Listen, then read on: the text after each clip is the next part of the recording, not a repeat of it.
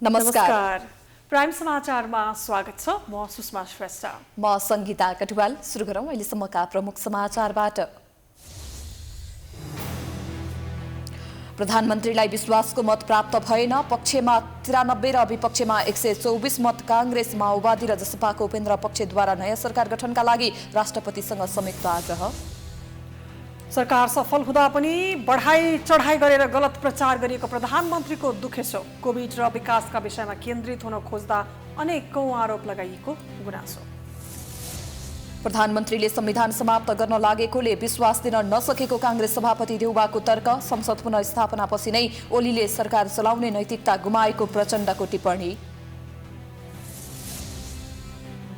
ओली सरकारलाई समर्थन गर्ने कि नगर्ने भन्ने कुराले बढेको जसपाको विवाद संसदमा पोखियो। अध्यक्ष महन्त ठाकुरले सरकारको प्रशंसा गर्दा अर्का अध्यक्ष यादवले गरे चर्को आलोचना। पछिल्लो 24 घण्टामा नेपालमा 9271 जनामा कोरोना भाइरस संक्रमण पुष्टि। एकै दिनमा अहिलेसम्मकै धेरै 139 जनाको मृत्यु। मुलुकको सबैभन्दा ठूलो इन्धन पाइपलाइनको आपूर्ति प्रणालीमा साइबर आक्रमण भएपछि अमेरिकामा आपतकाल घोषणा। सेवा पुनः सञ्चालनको प्रयास जारी। र पाकिस्तानका कप्तान तथा ब्याट्सम्यान बाबर आजम आइसिसीको player of the month award जित्न सफल।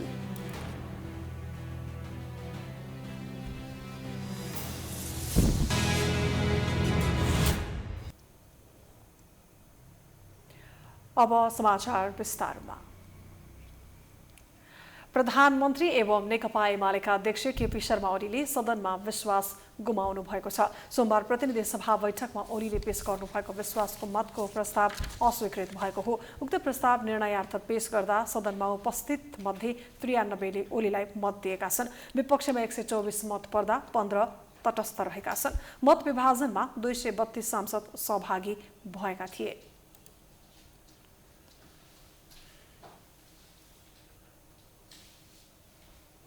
मान्य सदस्यहरू, आजको मतदानमा उपस्थित मान्य सदस्यहरूको सङ्ख्या 232 रहेको छ। सम्माननीय प्रधानमन्त्री श्री केपी शर्मा ओलीले नेपालको संविधानको धारा 100 को उपधारा 1 बमोजिम आफूमाथि प्रतिनिधि सभाको विश्वास छ भनी प्रतिनिधि सभाबाट विश्वासको मत प्राप्त गर्न राख्नुभएको प्रस्तावको पक्षमा अर्थात् हुन्छ भन्ने पक्षमा जम्मा 93 मत, प्रस्तावको विपक्षमा अर्थात् हुन्न भन्ने पक्षमा जम्मा 124 मत र प्रस्तावको मत दिन्न भन्ने पक्षमा जम्मा 15 मत रहेको छ। आजको मतदानमा नेकपा एमालेको खनाल नेपाल समूहका अधिकांश सांसदहरू अनुपस्थित थिए। त्यसैगरी जसपाको महन्त ठाकुर पक्ष तटस्थ बस्यो भने उपेन्द्र यादव पक्षले विपक्षमा मतदान गरेको थियो। 2074 साल फागुन 3 गते प्रधानमन्त्री नियुक्त हुनुभएका ओलीले प्रतिनिधि सभाको विशेष अधिवेशनमा संविधानको धारा 100 को उपधारा 1 बमोजिम आफूमाथि प्रतिनिधि सभाको विश्वास छ भन्ने स्पष्ट पार्न प्रतिनिधि सभा नियमावली 2075 को नियम 152 को उपनियम 2 बमोजिम विश्वासको मतको लागि प्रस्ताव प्रस्तुत गर्नुभएको थियो। सोही धाराको उपधारा 3 मा विश्वासको मत लिने प्रस्ताव प्रतिनिधि सभामा तत्काल कायम रहेका सम्पूर्ण सदस्य संख्याको बहुमतबाट पारित हुन नसकेमा प्रधानमन्त्री आफ्नो पदबाट मुक्त हुने उल्लेख छ। संविधानको सोही प्रावधान अनुसार प्रधानमन्त्री ओली पदमुक्त हुनुभएको छ। अब नयाँ सरकार गठन नहुँदासम्म ओली नेतृत्वको मन्त्री परिषदले काम चलाउ सरकारको रूपमा काम गर्नेछ। साथै अब नयाँ सरकार गठनको प्रक्रिया पनि प्रारम्भ हुनेछ।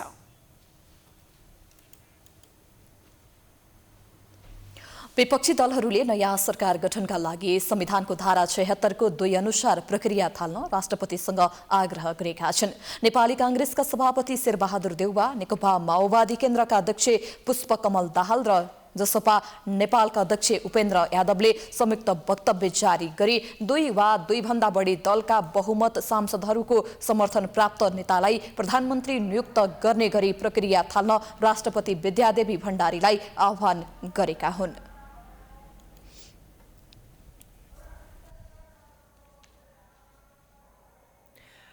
प्रधानमन्त्री केपी शर्मा ओलीले प्रतिनिधि सभाबाट विश्वासको मत नपाएपछि अब अर्को सरकार गठनका लागि बाटो खुलेको छ। विश्वासको मत प्रतिनिधि सभाबाट स्वीकृत भएपछि प्रधानमन्त्री पद रिक्त भएको छ। प्रधानमन्त्री पद रिक्त रहेसँगै अबको विकल्प के र संवैधानिक व्यवस्था के छ त भन्नेमा सबैको चासो छ।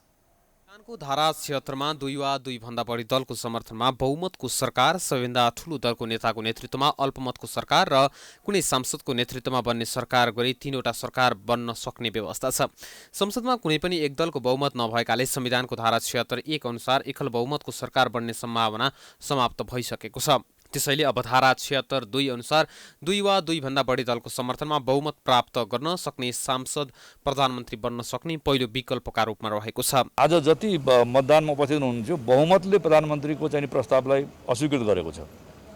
त्यसकारणले केपी शर्मा ओलीबाट चाहिँ नि यो प्रतिनिधि सभा अब उहाँ प्रधानमन्त्री नहुनुहोस् भन्ने नै चाहिँ नि प्रतिनिधि सभाको चाहिँ चाहना हो। त्यसकारणले अर्को वैकल्पिक सरकार बनाउन लागि हामी दलहरूले प्रयत्न गर्छौँ र अवश्य पनि अब हाम्रो प्रयत्न अनुसार चाहिँ नि नयाँ प्रधानमन्त्री नियुक्त हुनेछ बन्नुहुनेछ भन्ने हामीलाई विश्वास छ। 76(1) अनुसारको सरकार चाहिँ विफल भएको चाहिँ छ आज। किन त भन्दाखेरि संविधानको धारा 101 को विश्वासको मत लिने भनेर भनेको 76(1) को सन्दर्भमा हो। 76(1) को विफल भइसकेपछि अब 76(2) को चाहिँ सरकारको प्रक्रिया सुरु हुनुपर्छ। त्यसकारणले 76(2) को प्रक्रियामा जानुपर्छ भन्ने हाम्रो आग्रह हो। यो लोकतान्त्रिक विधिअनुसार हामीले चाहिँ यो गरेका छौँ। सामान्यतः पार्टीभित्रको समस्याहरू हैन जुन चाहिँ गतिरोध उत्पन्न भएको हो त्यसलाई चाहिँ समाधान गर्नका लागि अहिलेको निकास दिने सन्दर्भमा हामीले यो निर्णय गरेका। राष्ट्रपतिले संविधानको धारा 76 को 2 बमोजिम संयुक्त सरकार बनाउन दलहरूलाई आह्वान गर्नुपर्छ। यो विकल्प अनुसार प्रधानमन्त्री नियुक्त हुन संसदका विभिन्न दल मिलेर 136 सांसदको समर्थन जुटाउनुपर्छ। प्रधानमन्त्रीले नियुक्त भएको संसदमा 30 दिनभित्र विश्वासको मत लिनुपर्छ। हाल 271 सदस्य कायम रहेको प्रतिनिधि सभामा सबैभन्दा ठूलो दल नेकपा एमालेको 121, नेपाली कांग्रेसको 63, 2 जना निलम्बित, नेकपा माओवादी केन्द्रको 49, जनता समाजवादी पार्टीको 34, 2 जना निलम्बित, राष्ट्रिय जनमोर्चा, नेपाल मजदुर किसान पार्टी, राष्ट्रिय प्रजातन्त्र पार्टी र स्वतन्त्र 1 सांसद छन्।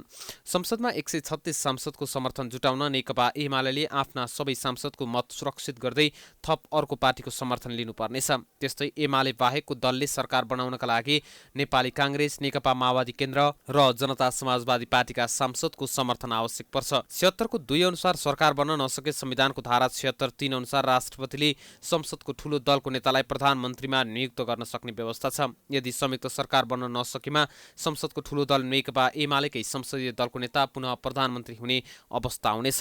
यसरी नियुक्त भएका प्रधानमन्त्रीले पनि संसदमा विश्वासको मत लिनुपर्ने हुन्छ। विश्वासको मत लिन सकेनन् भने सरकार गठनको तेस्रो विकल्पमा जानुपर्छ। संयुक्त सरकार पनि बन्न सकेन वा संयुक्त सरकारको प्रधानमन्त्रीले विश्वासको मत लिन सकेन र अल्पमतको सरकार बन्यो र अल्पमतको प्रधानमन्त्रीले पनि विश्वासको मत लिन सकेनन् भने संविधानको धारा 76(5) अनुसार अर्को सरकार गठनको बाटो खुल्छ। त्यो भनेको विश्वासको मत पाउने आधार प्रस्तुत गर्ने संसदको कुनै सदस्य प्रधानमन्त्री बन्ने हो।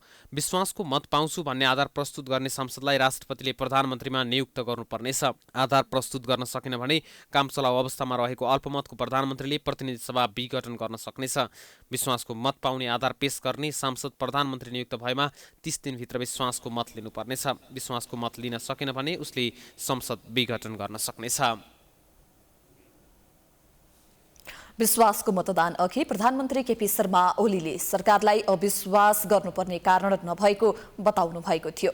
सोमबार प्रतिनिधि सभा बैठकमा विश्वासको प्रस्ताव राख्ने क्रममा प्रधानमन्त्री ओलीले संविधानको स्वीकार्यता, हिंसामा लागेकालाई शान्तिपूर्ण बाटोमा ल्याएका लगायतका कुरा राख्दै सरकारलाई अविश्वास गर्नुपर्ने कारण नभएको बताउनु भएको हो। प्रधानमन्त्री ओलीले राष्ट्रियताको सवालमा अहिले प्रश्न उठ्ने ठाउँ नरहेको दाबी गर्नुभएको थियो।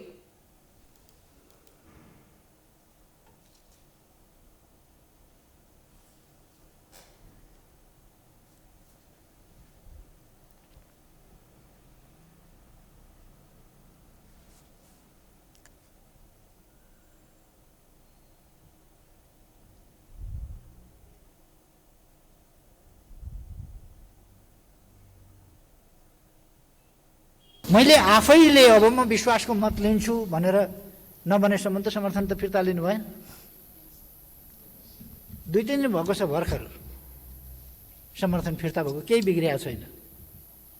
आज दिए भइगयो फेरि। त्यसकारण मेरो सबै दलका सबै मान्यजीहरूसँग आग्रह छ, उहाँले त्यसलाई कुनै अगाडि दलले बढाउन नदिने भन्ने निर्णय गरेर औचित्यपूर्ण आउनुभएको छ समयानुकूल भने ढंगले संविधान संशोधन नेताले यी का लागि सरकार सबैसँग छलफल गर्न मस्यौदा बनाउने सन्दर्भमा सुझावका लागि एउटा कार्यदल पनि बनाउन सकिने जिकिर गर्नुभयो। ओलीले पुराना अपराधका दोषीलाई कारबाही गरिएको भन्दै सरकारलाई विश्वासको मत दिन आग्रह गर्नुभएको थियो। त्यस्तै उहाँले केही योजनामा सफलता मिल्न ढिलाइ हुँदा बढाई चढाई गरेर सरकारको विरुद्धमा प्रचार गरिएको दुखेसो गर्नुभयो। प्रधानमन्त्री ओलीले मेलम्चीको पानी काठमाडौँ ल्याउने काम गरेको देखि धरहरा, रानीपोखरी र बसन्तपुरको निर्माण सकिएको बताउनुभयो। संसद पुनर्स्थापना भइसकेपछि आफूमाथि कसैले पनि अविश्वास नगरेको ओलीको भनाइ थियो। ओलीले पार्टी विभाजन भए पनि लामो समयसम्म माओवादीले विश्वास गरिरहेको भन्दै आगामी दिनमा पनि विश्वास गर्न आग्रह गर्नुभएको थियो।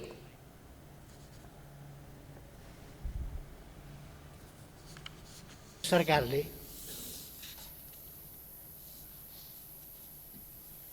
अनेक अप्ठ्याराहरूको सामना गर्नु परिरह्यो। मलाई अचम्म लाग्छ, हामी कोभिड विरुद्धको लडाइँमा छौँ। कतिपय पक्षमा, कतिपय कर्नरमा प्रधानमन्त्रीमाथि हिलो छ्याप्ने वा सरकारमाथि हिलो छ्याप्ने र कोभिड विरुद्धको औषधि खरिद जस्ता कुराहरूमा भएको भ्रष्टाचारको नाममा कुरा उछाल्ने र नभएका कनेक्सन अनुचित ढङ्गले देखाउने। त्यस्तै उहाँले कोरोना नियन्त्रण गर्ने अभियानमा एकजुट भई रोगलाई पराजित गर्ने उत्तरदायित्व वहन गर्न सबैसँग आग्रह गर्नुभयो। यति बेला सबै कोरोना विरुद्धको लडाईँमा पक्ष र विपक्षमा नभई सिद्धान्त र विचारलाई छाडेर भिन्नतालाई थाँती राखेर एकजुट हुनुपर्ने औल्याउनु भएको थियो।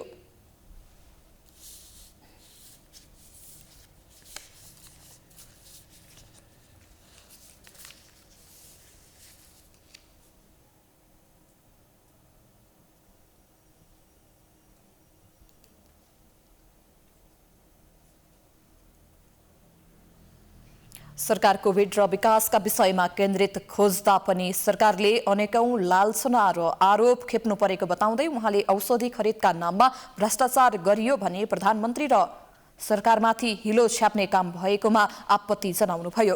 औषधि खरिदमा भ्रष्टाचार भएको पाइएमा सरकार छानबिन गरी जस्तोसुकै कारबाही गर्न तयार रहेको बताउँदै प्रधानमन्त्री ओलीले सरकारको सम्पूर्ण ध्यान कोरोना नियन्त्रणलाई केन्द्रित गरेर नयाँ नयाँ अस्पताल र शैय्या तयार गर्ने काम भइरहेको बताउनुभयो।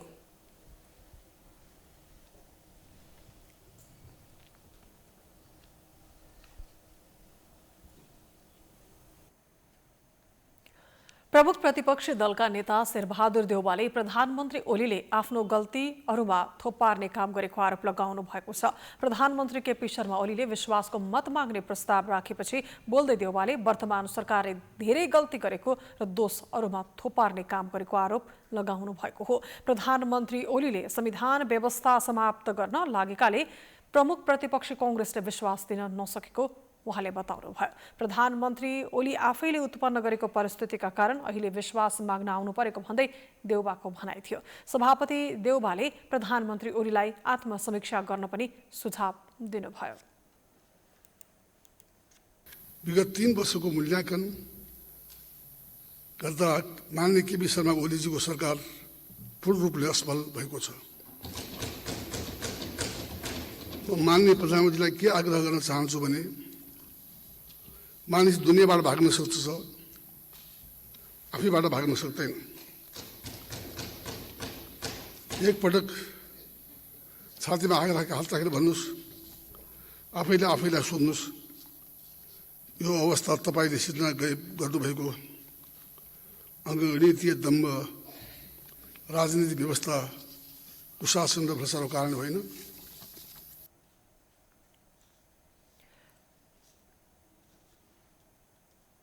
सभापति देउवाले कार्यकारीको भूमिकामा रहेका प्रधानमन्त्रीले देश र जनताको हितमा काम गर्न कसले र कहाँ रोक्यो भन्दै प्रश्न पनि गर्नुभयो। उहाँले कोरोना संक्रमितले अक्सिजन नपाएर जनताको अनाहकमा ज्यान गइरहेको र सरकार मूक दर्शक बनेको आरोप लगाउनुभयो। देउवाले कोभिड महामारीमा समेत कमिसन र भ्रष्टाचारमा सरकार लिप्त भएको भन्दै यस्तो अक्षम्य अपराधको जनताले जवाफ दिने धारणा राख्नुभयो। भ्रष्टाचारका ठुला ठुला काण्ड भए, सरकारको बहुमूल्य जग्गा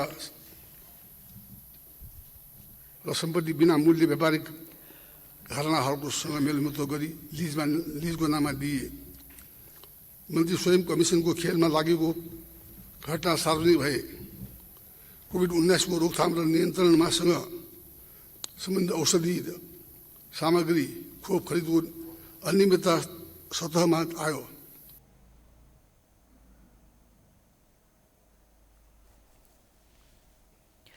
प्रधानमन्त्री ओलीको वक्तव्य आत्मरति र आत्मप्रशंसामा केन्द्रित रहेको भन्दै देउवाले सरकारका असफलताको इतिहासले मूल्याङ्कन गर्ने तर्क गर्नुभयो।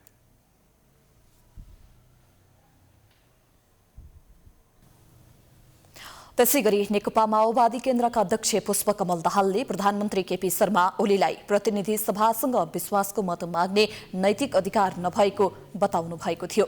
सोमबार प्रतिनिधि सभाको विशेष अधिवेशनमा दाहालले प्रतिनिधि सभा विघटन गरेर पुनः प्रतिनिधि सभामा नै विश्वासको मत माग्ने नैतिक अधिकार प्रधानमन्त्री ओलीलाई नरहेको बताउनु भएको हो। दाहालले पार्टीभित्रको नेताको विवादको मार प्रधानमन्त्री ओलीले संसद, देश र जनतामाथि थोपर्न खोजेको तर्क गर्नुभयो। अहिले विश्वासको मत लिन आएका प्रति पनि शंका गर्दै प्रचण्डले फेरि विघटनको बाटो बनाउन हो कि भन्ने आभास भएको बताउनु भएको थियो।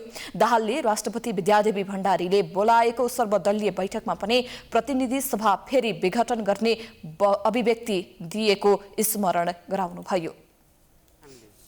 एउटा त नियमित अधिवेशन तपाईको प्रधानमन्त्रीको सिफारिसमा राष्ट्रपतिले बोलाउने प्रावधान छ अधिवेशन बोलाउने बारे। दोस्रो, विशेष अधिवेशन बोलाउन 25% मान्य सदस्यहरूले माग गरेमा निश्चित प्रक्रिया अनुसार राष्ट्रपतिले अधिवेशन बोलाउने बाहेक प्रधानमन्त्रीले विशेष अधिवेशन प्रधानमन्त्रीका हैसियतले बोलाउने कुराको त्यति परिकल्पना गरेको मैले संविधानमा बुझेको छैन। दाहालले अहिलेको अधिवेशन पनि लोकतान्त्रिक तरिकाले नबोलाएको बताउनु भएको थियो। बजेट अधिवेशन बोलाएर त्यहीबाट विश्वासको मत लिनुपर्नेमा त्यसो नगरेको भन्दै उहाँले दोष प्रकट गर्नुभयो। अहिले विश्वासको मत लिने कुरा स्वाभाविक प्राकृतिक नलागेको र नाटकीय लागेको दाहालले बताउनुभयो। नियमित अधिवेशन बोलाउनु पर्ने बेलामा विश्वासको मत माग्नका लागि अधिवेशन बोलाएकोले आशंका लागेको उहाँको भनाइ थियो। बेलामा विश्वासको मत लिन सक्ने छन् भन्ने जो प्रावधान छ त्यो प्रावधानलाई तपाईले प्रयोग गर्नुभएको देखियो। तपाईले त्यो प्रयोग गरेको देखिएपछि हामी यसमा सहभागी हुने कुरामा त हाम्रो विमति होइन। तर तपाईले अपनाएको प्रक्रिया लोकतान्त्रिक छ, संविधान सम्मत छ। म प्रधानमन्त्रीजीलाई एकचोटि अलि गहिरो गरी विचार गर्न विशेष अनुरोध गर्न चाहन्छु। दाहालले शान्ति र स्थायित्वका लागि नयाँ संविधान बनाए पनि मुलुक त्यो दिशातिर नगएकोमा आफू खुसी नभएको बताउनुभयो। सरकारका गतिविधिले संविधानलाई नै कोरोना लागे जस्तो अवस्थाबाट गुज्रनु परेको दाहालको भनाइ छ।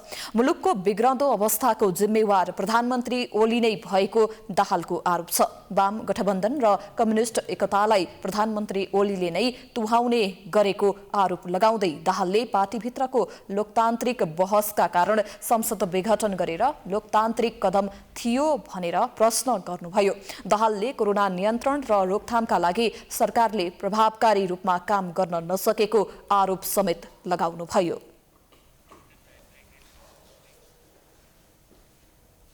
समाचारको सिलसिला जारी छ। हामी विश्रामपछि आउँछौं। बाँकी समाचारको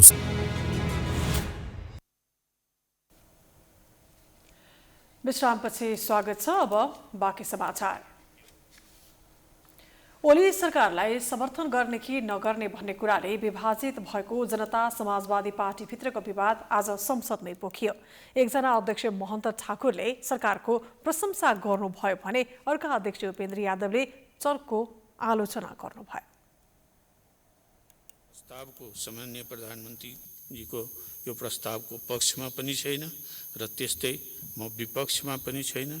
हामी चाहिँ हाम्रो दल जसमा चाहिँ यसलाई चाहिँ तटस्थ रूपमा हामी चाहन्छौँ र यसमा चाहिँ यहाँहरूले पनि बुझिदिनु पर्यो कि किन यस्तो चाहिँ अवस्था आयो। प्रधानमन्त्रीजी भन्ने गर्नुहुन्थ्यो समृद्ध नेपाल सुखी नेपाली, तर आज हेर्दाखेरि दरिद्र नेपाल दुखी नेपाली भएका छन्। प्रधानमन्त्रीज्यू दरिद्र नेपाल दुखी नेपालीको रूपमा उहाँले अगाडि बढ्नु भने कथनी र कर्नीमा फरक भएको छ।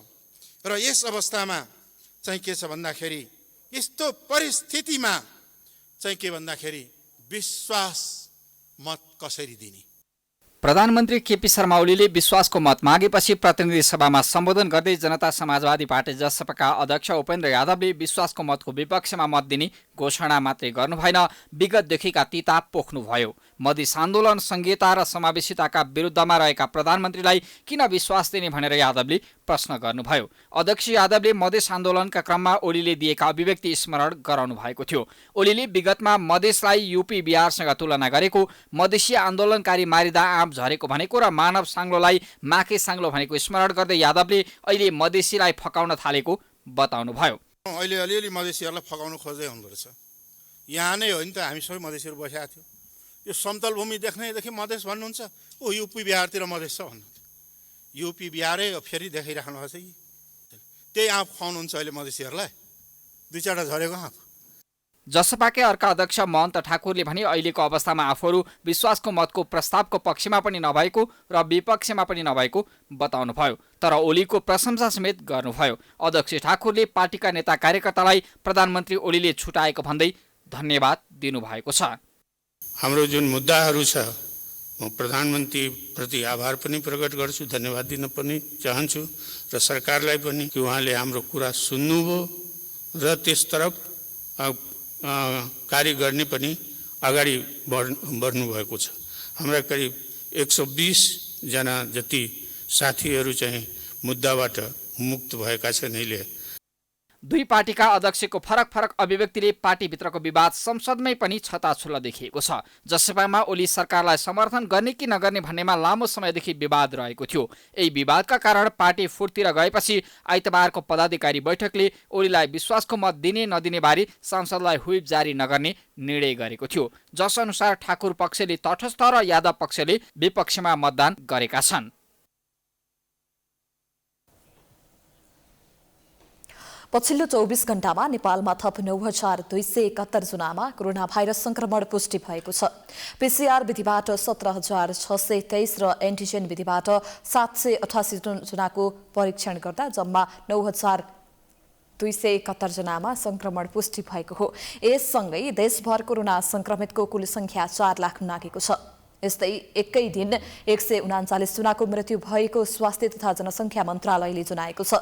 मृतकको कुल संख्या 3,859 पुगेको छ भने सोमबारसम्म कोरोनाबाट संक्रमित हुनेको संख्या 4,03,794 जना पुगेको छ। त्यस्तै गरी निको हुनेको संख्या 3,06,794 पुगेको छ। पछिल्लो 24 घण्टामा 4,007 जना निको भएका छन्। यस्तै हाल देशभर सक्रिय संक्रमितको संख्या 93,141 पुगेको छ।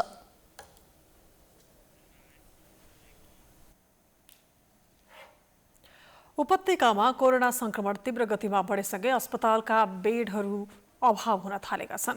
अस्पतालको आइसियू र भेन्टिलेटरमा मात्रै होइन, उपचार गर्ने कोठा समेत नभएपछि उनीहरूलाई बाहिर उपचार गर्नुपर्ने बाध्यता छ। कतिपय बिरामीले त अस्पताल बाहिरै उपचार गराउन पनि पाएका छैनन्। संक्रमण दैनिक जस्तो बढ्दै गर्दाखेरि यति बेला काठमाडौँ उपत्यका लगायत देशैभरका अस्पतालहरू भरिभराउ भएका छन्।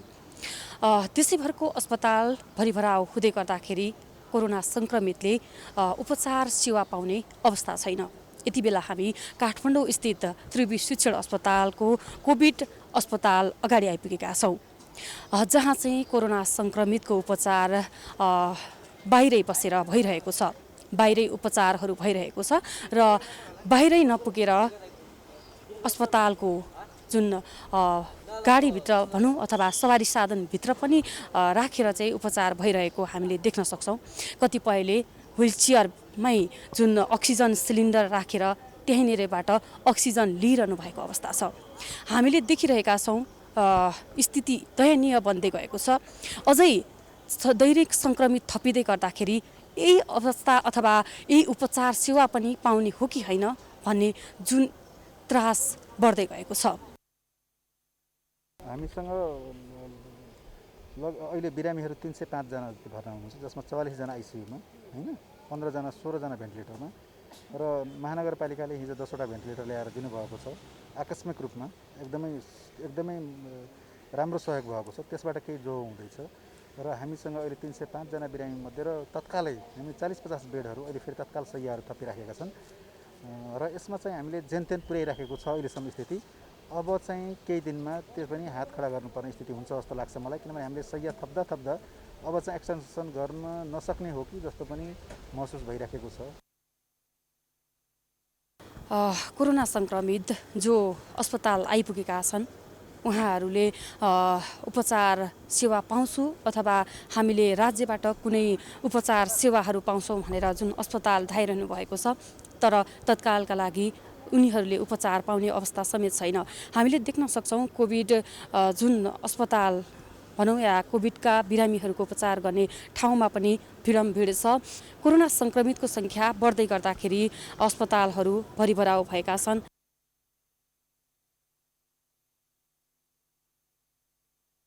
अब अलिकति जटिल बिरामी हो, अनि भोलिको केही परिहाल्यो भने गाह्रो हुन्छ। अब भर्खरको 24-22 वर्षको उमेर हो, त्यही भएर सकेछ म टिचिङमा लानु भने त्यहीँबाट तपाईँको नाम टिपेर अब यहाँको डक्टरसँग कुरा गरेर अब यो बिरामीलाई चाहिँ यहाँ चाहिँ हुँदैन, अलिकति हाई आइसियुमै लानुपर्छ, अब भेन्टिलेसनमै लानुपर्छ भन्ने, तर अहिलेसम्म यहीँ राखिरहेको छ कि त्यो कारणले अलिक अब हस्पिटल यो डक्टरहरूको केयरलेसबाट पनि हेर्दा अचम्म लागिरहेछ होइन। किनभने बिरामीको कस्तो छ, बिरामीको अवस्था हेर्ने हो, त्यसपछि बल्ल अब त्यो के अरे अब उपचारको के अरे कसरी हुन्छ त्यही मध्येबाट अगाडि बढाउने हो होइन। तर तपाईँको अहिलेसम्म त्यतिकै राखिरहेछ।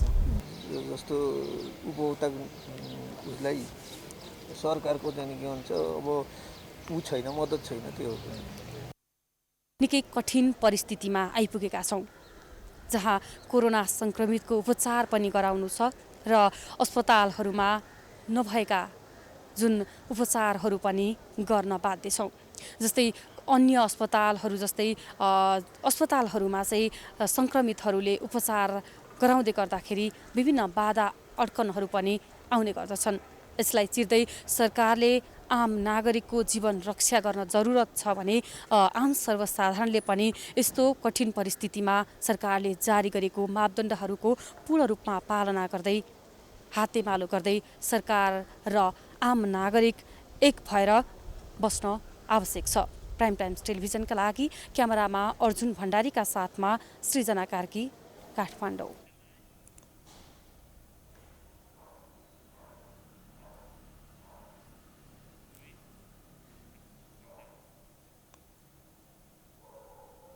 कोरोना संक्रमण नियन्त्रणका लागि सरकारले अपनाएका उपायहरू प्रभावकारी बन्न सकेको छैन। संक्रमण झन फैलिँदै गएको छ, तर अस्पतालहरूमा संक्रमितको उपचारमा समेत सावधानी अपनाइएको छैनन्। संक्रमितको उपचारका लागि खटिएका चिकित्सक त जोखिममा हुन्छन् नै। जनशक्ति अभावकै कारण एकजना संक्रमितको भएको खण्डमा उसको परिवार नै संक्रमित बन्नुपर्ने अवस्था सिर्जना भएको छ। कोरोना संक्रमणले अन्य देश जस्तै नेपालको अवस्था पनि भयावह बन्दै गएको छ। पछिल्ला दिनमा 9,000 भन्दा बढी कोरोना संक्रमित थपिने गरेका छन्। संक्रमण पश्चात मृत्यु हुनेको संख्या पनि दैनिक जस्तो बढ्दै गएको छ। संक्रमणको गति तीव्र भएकै कारण सरकारले संक्रमण रोग नियन्त्रण गर्नका लागि निषेध आज्ञा जारी गरेको अवस्था छ। तर संक्रमणको संख्या झन बढ्दै गएको छ। उपत्यकाकै अस्पतालहरूको अवस्था हेर्दा दर्दनाक दृश्यले स्पष्ट पार्छ कि रोग नियन्त्रण बाहिर गइसकेको छ। तर प्रधानमन्त्री केपी शर्मा ओलीले केही दिन अघि अन्तर्राष्ट्रिय मिडियासँग कुरा गर्दै कोरोना संक्रमण नियन्त्रण बाहिर नगएको स्पष्ट पारेका थिए। तर यो दृश्यले स्पष्ट पार्छ कि स्थिति कस्तो बनेको छ।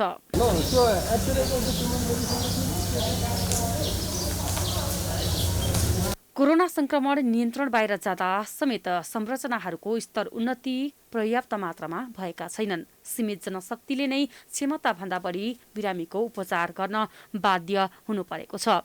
सीमित जनशक्ति भएकै कारण संक्रमित बिरामीको हेरचाहका लागि भन्दै अस्पतालहरूमा अहिले संक्रमित बिरामीको कुरुवा राख्न थालेका छन्। संक्रमण रोग भएकै कारण यसले झनै संक्रमण फैलाउने खतरा हुने चिकित्सकले बताउँदै आएका छन्। तर पनि यो जुन अहिलेको जुन स्थिति अवस्था छ त्यसले अब बाध्यता भन्नु या जे भन्नु यो हुनु हुँदैन गर्नलाई, तर पनि व्यावहारिक रूपमा चाहिँ अझ कठिन छ। कोसिस गरिरहेका छौँ तर पनि व्यवहारिक रूपमा एकदम कठिन भएको कारण चाहिँ हामीले सकेसम्म चाहिँ हरेक मान्छेलाई सम्झाउने, किनभने मैले चाहिँ अर्कोलाई सम्झाउने हो तपाईँ यसरी बस्नु यस्तो गर्नुहोस् भन्ने हो नि, तर त्यो हुँदै गर्दाखेरि पनि एकदमै अप्ठ्यारो नै हो। संक्रमितका आफन्त भने सरकारले संक्रमितको उपचारमा व्यवस्थित गर्न नसकेको आरोप लगाएका छन्। सरकारले उपचारमा थप व्यवस्थित बनाउन नसके पनि जोखिम मोलेरै भए पनि संक्रमितको छेउमा जान बाध्य भएको आफन्त बताउँछन्। लापरवाही नै देखिया छ यहाँ, त्यो ठाउँमा त मैले बिरामीलाई बेडमा राखेको छ एउटा अब दायित्व पनि भयो नि त होइन परिवारको, त एउटा बुढी आमाको नजिक छोरा जाने कि नजाने, अब त बेडमा भएको भए पो भोलि टोटली केयर गर्ला कसमा हुने हुन्थ्यो होइन, त्यो अवस्था त छैन। त्यसमा अब यस्तै छ। उपत्यकाका सबैजसो अस्पतालले आइसियु र भेन्टिलेटर बाहेकका बिरामीका लागि आफ्नै परिवारका सदस्यलाई कुरुवा राख्ने गरेका छन्। संक्रमणको जोखिम बढ्दै गर्दा सामान्य मास्कको भरमा संक्रमितको लाइनमा बसेका यी बिरामी कुरुवालाई समेत जोखिम उच्च रहने देखिएको छ। अस्पतालको दृश्यमा कोरोना संक्रमितको लाइनमा संक्रमित र नन संक्रमितको मिश्रणले अझै परिवारले संक्रमित भएको उदाहरण समेत प्रशस्त सुन्न सक्छौं। तसर्थ संक्रमितको उपचारमा थप व्यवस्थित गर्दै जानु आवश्यक छ। समाचारको सिलसिला अझै जारी छ। हामी विश्रामपछि आउँछौं। बाँकी समाचारको साथमा विश्रामपछि स्वागत छ। अब आर्थिक समाचार।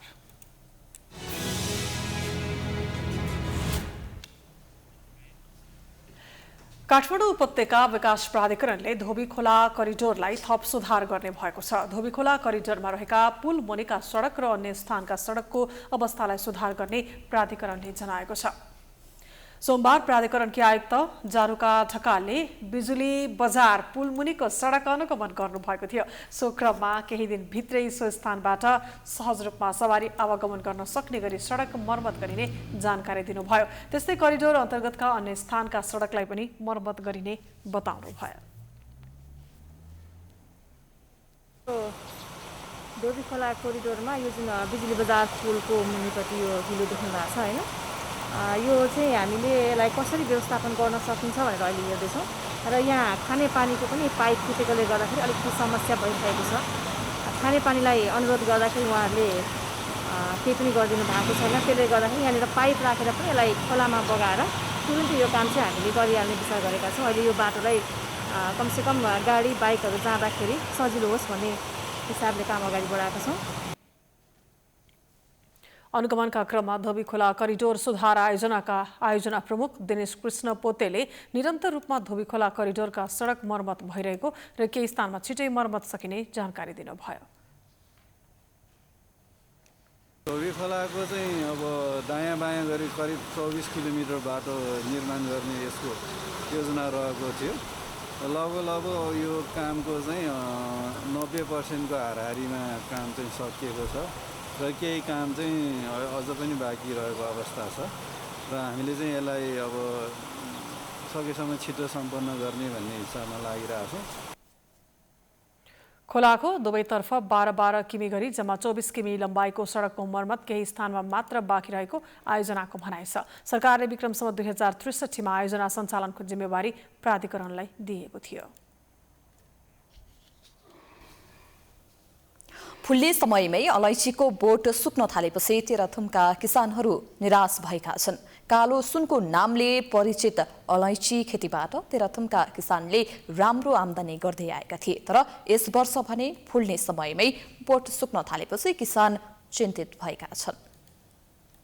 तेह्रथुमको अलैँची खेतीमा यस वर्ष ह्रास आउने भएपछि किसानहरू चिन्तित भएका छन्। अलैँची उत्पादनको पकेट क्षेत्रको रूपमा चिनिएको तेह्रथुममा यस वर्ष फूल फुल्ने समयमा नै अलैँचीका बोटहरू सुक्न थालेपछि किसान चिन्तित भएका हुन्। केही वर्ष पहिलेसम्म 40 किलोको 1 लाखसम्म पुग्दा किसानहरू हौसिएर अलैँची खेतीमा आकर्षित भएका थिए। परम्परागत खेतीभन्दा राम्रो आमदानी हुने भएपछि किसानहरूले अलैँची खेती गर्न थालेका हुन्। तर यस वर्ष बोट सुक्न थालेपछि किसानहरू निराश भएका छन्। तेह्रथुमका किसानहरूको मुख्य आमदानीको स्रोत नै अलैँची खेती हो। गत वर्ष एउटा बगानबाट 240 किलोसम्म उत्पादन गरेका किसानले यस वर्ष 5 किलो पनि उत्पादन हुने नहुने भन्दै चिन्तित भएका छन्।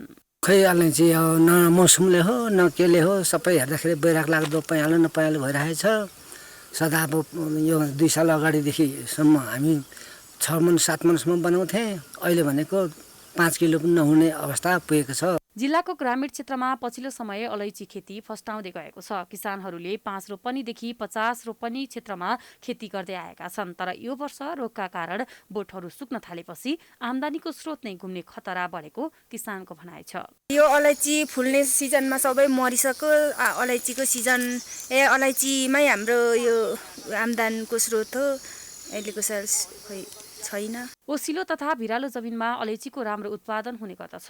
गत चैतमा आएको मनसुनपछि खडेरीका कारण अलैँचीको जरा सुकेकोले ढुसीनास रोगका कारण बगानहरू सुक्न थालेको गाउँपालिकाका कृषि शाखा कार्यालयले जनाएको छ। चैततिर एउटा मनसुन आयो, त्यसले केही जमिनहरू भिजाउँदाखेरि अलैँचीको चाहिँ जरा माथि माथि कुद्ने एउटा बाली हो। त्यो थोरै मात्रा मात्रै सिँचाइ हो। भोलिपल्टदेखि खडेरी भएको हुनाले चाहिँ त्यो माटोमा एक किसिमको तापक्रम भएर त्यसमाथि माटो नै तातोपना भएर त्यो जराहरूको चाहिँ बोक्रा पिल्सेर र त्यसमा बोक्रा पिल्सेपछि ढुसीनासले चाहिँ आक्रमण गरेर अहिलेको बगान मर्ने क्रममा छ। अहिले फिल्ड सरसर्ती हेरेर आउँदाखेरि मैले त्यो पाइरहेको छु। जिल्लाको ग्रामीण क्षेत्रमा किसानहरूले खेती गर्दै आएको अलैँची खेतीमा आएको समस्या न्यूनीकरणका लागि सरकारवाला निकाय तथा कृषि कार्यालयले ध्यान दिन जरुरी छ। प्राइम टाइम्स टेलिभिजनका लागि तेह्रथुमबाट वर्षा लिम्बुको रिपोर्ट। अब अन्तर्राष्ट्रिय समाचार।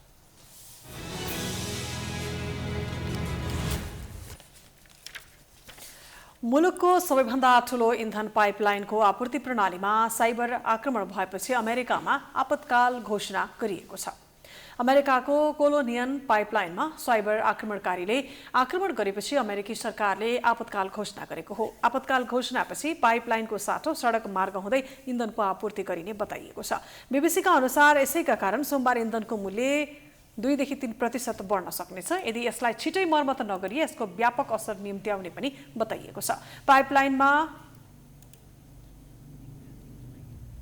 एन्सवेयर डार्कसाइट नामक एक साइबर अपराधीहरूको गिरोहले आक्रमण गरेको अमेरिकी सञ्चार माध्यमले बताएका छन्। उक्त समूहले बिहिबार कोलोनियल नेटवर्कमा आक्रमण गरी करिब 100 GB डेटा आफ्नो कब्जामा लिएको थियो। त्यसपछि ह्याकरहरूले केही कम्प्युटर तथा सर्भरमा डेटालाई लक गरेका थिए। उनीहरूले शुक्रबार अमेरिकी सरकारसँग फिरौती रकम समेत मागेका थिए। पैसा नदिए आफूहरूको कब्जामा रहेको डेटा लिक गर्ने धम्की पनि उनीहरूले दिएका छन्। कम्पनीका अनुसार सेवा पुनः सञ्चालन गर्नका लागि प्रहरी, साइबर सुरक्षा विशेषज्ञ र ऊर्जा विभागको सहयोग लिएको छ। कम्पनीले आइतबार आफ्नो मुख्य 4 लाइन बन्द भएको र टर्मिनलबाट डेलिभरी पोइन्टसम्म जाने केही साना लाइनले भने काम गरेको बताएको थियो। लन्डन स्थित एक साइबर सुरक्षा कम्पनी डिजिटल स्याडोजले कोलोनियम पाइपलाइनमा आक्रमणको ठूलो कारण कोरोना महामारी हुन सक्ने बताएको छ। अब खेलकुद समाचार। पाकिस्तानका कप्तान तथा ब्याट्सम्यान बाबर आजमले आईसीसीको player of the month award जितेका छन्। आजमले अप्रेल महिनाको player of the month award जितेका हुन्। राष्ट्रिय टोलीका युवा ओपनर कुशल भुर्तेल समेत मनोनयनमा परेको यो अवार्ड पाकिस्तानी खेलाडीको पोल्टामा परेको हो। महिनाभरको प्रदर्शन र समर्थकको मतका आधारमा आईसीसीले कुशल सहित पाकिस्तानका आजम र फकर जमानको मनोनयन सार्वजनिक गरेको थियो। आईसीसीले आज सार्वजनिक गरेको नतिजामा पाकिस्तानका आजम विजेता बनेका हुन्। अप्रेल महिनामा उनले 3 एकदिवसीयमा 228 तथा 7 T20 अन्तर्राष्ट्रियमा 305 रन जोडेका थिए। उनी हालै विराट कोहलीलाई पछि पार्दै आईसीसी वरियतामा नम्बर 1 एकदिवसीय ब्याट्सम्यान समेत बनेका थिए। अघिल्लो महिना नेपाल सहित मलेसिया र नेदरल्यान्ड सम्मिलित त्रिदेशीय प्रतियोगिता नेपालले जित्दा कुशल म्यान अफ द सिरिज बनेका थिए। डेब्यू प्रतियोगिताको 5 खेलमा उनले 4 अर्धशतक प्रहार गरे। डेब्यूसँगै लगातार 3 अर्धशतक प्रहार गर्ने कीर्तिमान समेत बनाएका थिए। त्यस्तै महिलातर्फ अस्ट्रेलियाली क्रिकेटर एसी लाहेले अप्रिल महिनाको उत्कृष्ट खेलाडी चुनिएकी छन्।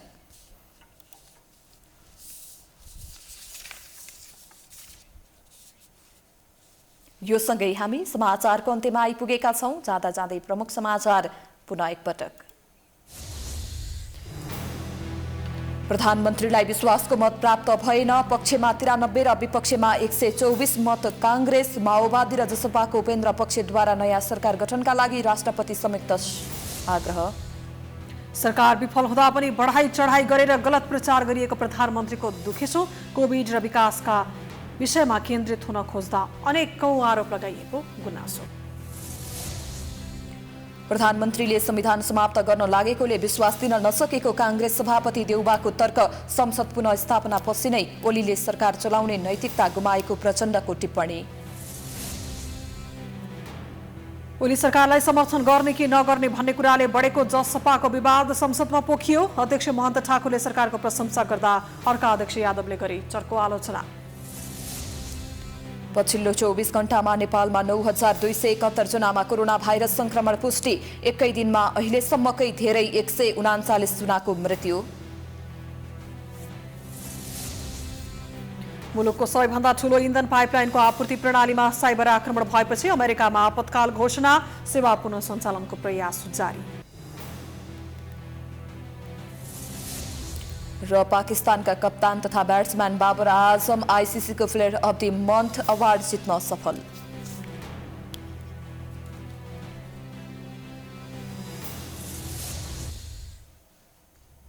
समाचार अहिलेलाई सकियो। यसपछिको प्रस्तुति जनता जान्न चाहन्छन् ऋषि धमालाको साथमा हेर्दै गर्नुहोला प्राइम टाइम्स टेलिभिजन। नमस्कार।